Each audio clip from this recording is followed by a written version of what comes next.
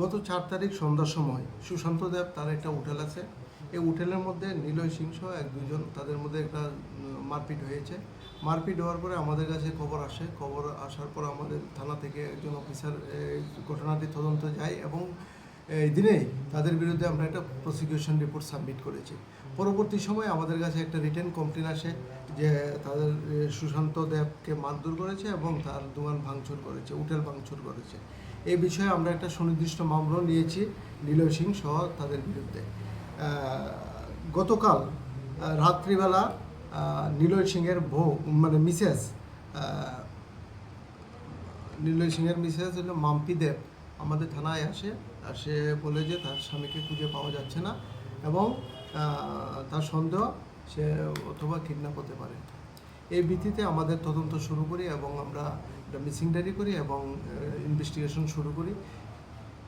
Investigation শুরুতে তার mobile number যেগুলি ছিল এগুলি থেকে আমরা SDR, CDR এবং LBS কালেক্ট করি এবং আজকে সকালে আমরা সিসিটিভি যে স্মার্ট সিটির যে সিসিটিভি আছে এগুলি আমরা অ্যানালাইসিস করে আমরা দেখতে পাই আফানিয়াতে 4:46 সে তার নিজ স্কুটি নিয়ে আফানিয়া থেকে শুরু করে ONGC হয়ে ব্যাংক চমনি হয়ে সিদ্ধি আশ্রম বাজারঘাট কলেজ চমনি হয়ে সে কের চমনি হয়ে সুদা এয়ারপোর্টে চলে যায় সন্ধ্যা অনুমান 5:41।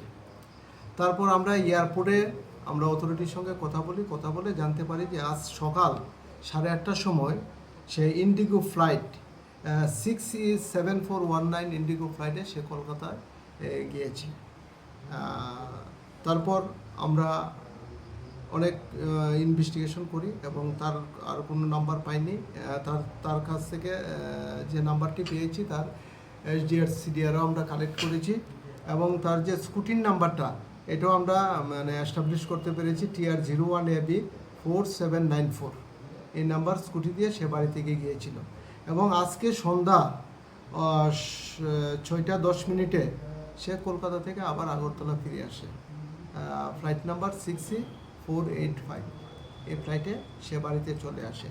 এখন আমাদের তদন্ত চলছে এই বিষয়ে অ্যাকচুয়ালি তারা কেন পুলিশের বিরুদ্ধে বিভিন্ন সোশ্যাল মিডিয়াতে পুলিশের বিপক্ষে বলেছে যে পুলিশ কোনো তদন্ত করেনি, পুলিশ কোনো ধরনের স্টেপ নেয়নি।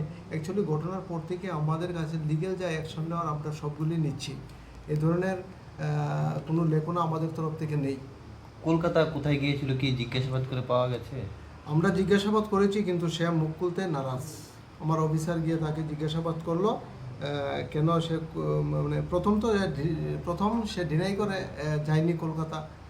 যখন আমরা বললাম যে ফ্লাইট নাম্বারটি বলেছি তখন সে স্বীকার করে কলকাতা গেছে, কিন্তু কী ব্যাপারে গেছে যেহেতু কলকাতা আজকে একটা বড় প্রোগ্রামও ছিল সেখানে কি গিয়েছে কি কিছু হতে পারে, এটা তো সে কোনো আমাদের কাছে ডিসক্লোজ কিছু করিনি।